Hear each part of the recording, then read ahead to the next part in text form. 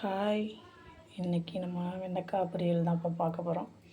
வாங்க எப்படி செய்யலான்னு பார்க்கலாம்.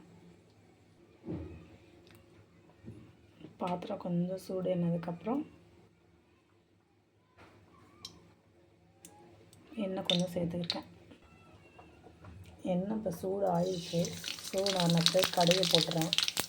கடுகு பொரிஞ்சிட்டு வெண்டைக்காய் தான் போட போகிறோம். வேறு எதுவும் போடுறதில்லை.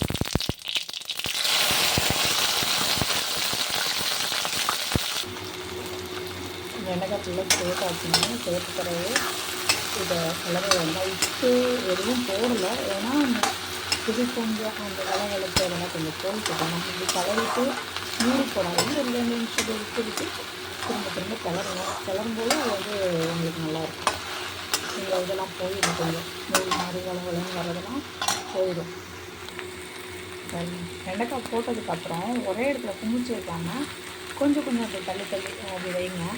அப்புறம் திருப்பிட்டு அப்படியே கொஞ்சம் கொஞ்சமாக அந்த மாதிரி கொஞ்சம் கரட்டி விட்டுட்டு திரும்ப அந்த ஓரங்கள்லாம் அப்படியே தள்ளி வச்சிட்டோம்னா அது கொஞ்சம் கொஞ்சமாக அந்த வளவளப்பு மாதிரி இஞ்சிக்கிட்டே வரும்.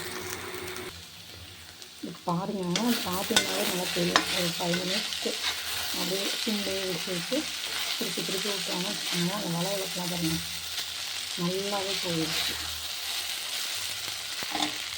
இப்போ பாருங்க உப்பு, மஞ்சள்தூள், மிளகாத்தூள், வந்து கரம் மசாலா, மல்லித்தூள் இது எல்லாமே இதுலேயே சேர்த்துக்கிறோம்.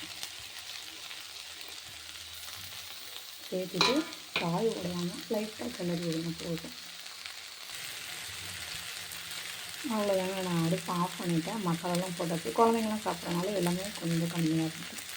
உங்களுக்கு அதிகம் தேவைன்னா நீங்கள் அதிகமாக மசாலா கொஞ்சம் போட்டுக்கோங்க. நல்லாயிருக்கும். இந்த மாதிரி வளவளப்பு இல்லாமல் பார்க்குறதுக்கே நல்லாயிருக்கும். தேங்க்யூ. இதோட அடுத்த வீடியோவில் பார்க்கலாம்.